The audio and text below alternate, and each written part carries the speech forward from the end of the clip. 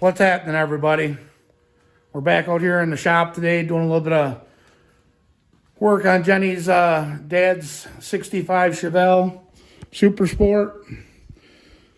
We had actually had Tony come over here before he left to go on vacation down to Louisiana the week before Easter. And we ended up tearing that engine apart that we picked up from him.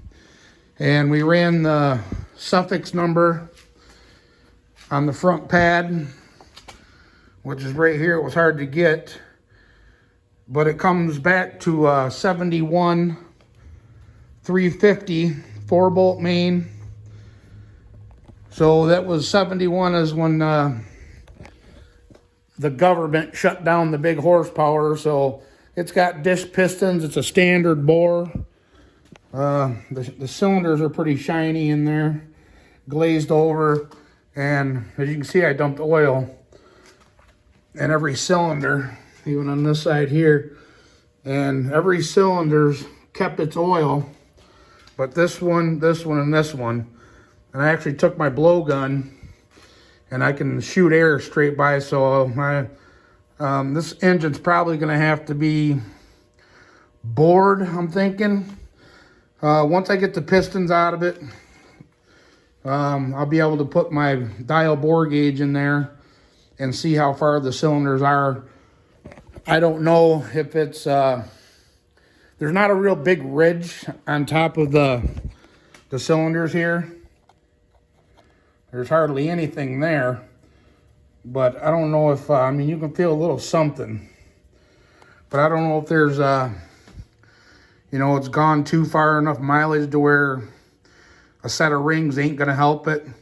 So if that's the case, if it's going to have to be bored, we're probably just going to put a set of Hyper Eutectic. They don't have to be forged. This is no race engine. This is just a budget build, small block, but I will go with a 30 over Hypertectic flat top. And like I showed you guys before, it had the World Product heads on it. It has screw-in studs already. So, but a real good reason why Tony picked this engine out for us, you know, knowing that the big block's going to be on hold for a little bit, in order to get it lined back out, it's going to need some work done for the Chevelle here. This already has the pilot bearing, and it already had the clutch pressure plate, flywheel. You know, it was a stick car, 71 Camaro 4-speed, so the 4-speed was missing, but I did end up getting a aluminum bell housing, and we still can get the flywheel turned. So we'd end up having to get a new clutch and get the flywheel turned, and the bell housing that I picked up, the aluminum bell housing, and we got to switch some parts from trans to trans on the M21s, and then we're gonna put the Muncie back in it. But I got everything cleaned out of the trunk here, and going through all the parts of what we have and what we need. And I do got to get the cross member, which I told you guys in previous videos. And we got 4 brand new Cooper Cobra 15-inch tires. What are they? They are 225/70 R15. Got a killer deal on them for the Chevelle here from Mr. Tony too. They were too big for his Firebird, so I told him I was looking for a set of, you know, I only wanted 2 of them to put on my front rally wheels for the El Camino, since it's going back to getting its stock wheels and tires put on it, and we're all done racing it now. So, but yeah, that's what we've been doing out here. Just kind of cleaning up, going through the parts, getting everything cleaned, tearing this engine down, me and Tony did, like I said, and got the car cleaned out in the trunk area. And man, I tell you what, This thing still has its original coating inside the trunk here. I mean, there's some surface rust starting, but there's no holes. You know, where the coatings come off, where he had stuff laying. And you can see the remnants of where the oil that he's dumped over here through the years. I found a mouse nest back in this corner, which didn't hurt. There's no holes. You can actually see the outline of the oil where he dumped, like I said, he probably dumped 40 gallons of oil over this car, in the car. But after I cleaned all the cardboard and all the parts out of here, I was very surprised to see that it was in this good of condition still. You know, anytime you got cardboard or something laying on the floor of your floor pans, moisture gets to it and it rots it out. I put a plug back in here that it was missing, and took a little wire brush, or just a soft bristle brush, and just slowly went, you know, because that still got oil.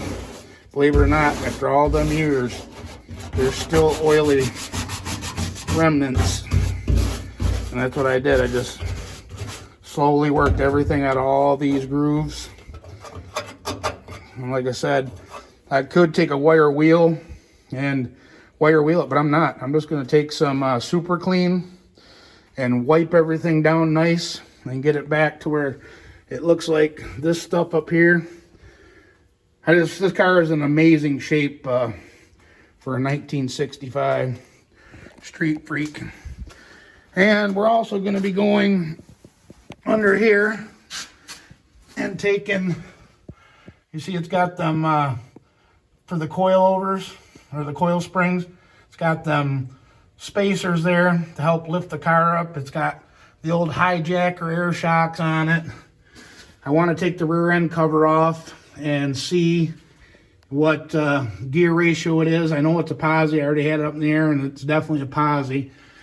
And we might have to drop the tank here to make sure that there's nothing in the tank that, you know, that it's going to have to be cleaned up before we actually get the engine in it and running. But I don't think, I wish I had one of them little cameras to stick down there instead of pulling the tank down, but that's what we've been up to. Just out here farting around. I actually been sick for the last couple days.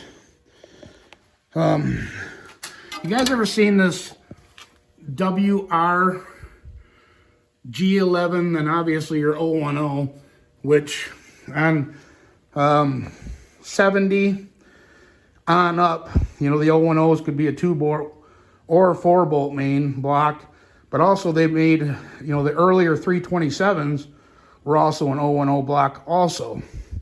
So, but yeah, that's what we're dealing with. I figured I'd give you guys a quick update on what we've been doing to the chevelle here. I actually been working on it slowly, and I dug the motor mounts out. I'm gonna repaint the floors black again. He put red paint down just to protect it. It must be what he had. So,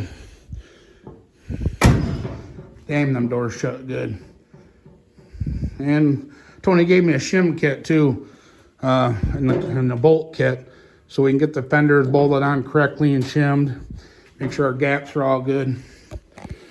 But that's what we've been on out here in the shop on Jenny's 65. It's still, you know, until we get the money together for the big block, to get the big block done up right. I'm not just going to cobble that together. That's an expensive piece, and I want to do it right. So until then, we got everything for Muncie 4-speed 71 354 volt main. So that's what we're going to do. Budget build this thing. And like I said, if the bores don't come out correct, if they're too far gone, I'll have to run it over to my buddies over at the machine shop and have them knock at 30, and we'll buy a set of pistons for it. And one thing about small block Chevy, cheap. You can definitely do a small block Chevy cheap on a budget versus trying to do a big block. on a budget.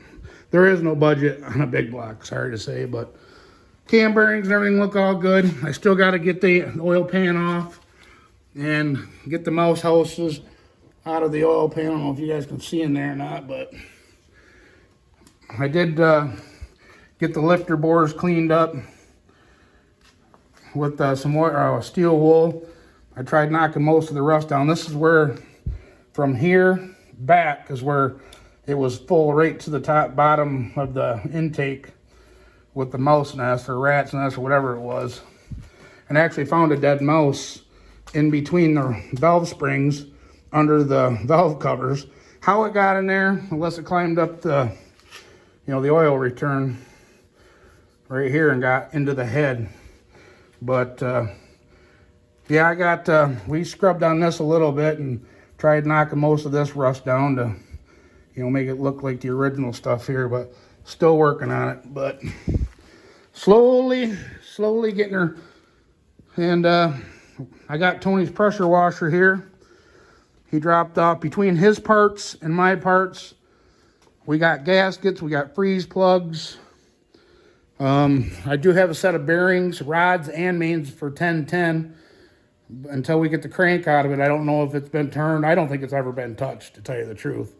But it does have a double roller timing chain gear on it, so somebody might have been in there at one point, but I know it's standard bore. So yeah, that's the plan. But anyways, I just wanted to give you guys a quick update video on Jenny's dad's 1965 Chevelle. We're still whittling away at it. And for everybody else, yes, the El Camino is still here. We did not, we took it down off of the raffle. I told Josh, I'm not going to be able to replace it for what I was asking. And it wasn't like I needed the money. I wanted the room in here, for Jenny's Chevelle and my Blazer. So if I had to get rid of the El Camino versus it being in storage somewhere or sitting outside, which it'll never sit outside, but, and I had my fun with it. But I got thinking about it, and like Josh, I said, you're not going to be able to replace it.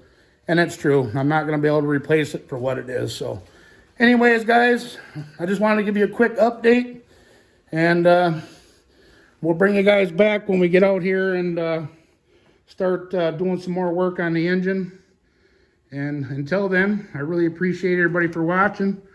Don't forget to like, comment, share, subscribe. And we'll catch you guys on the next video. All right. Bye-bye.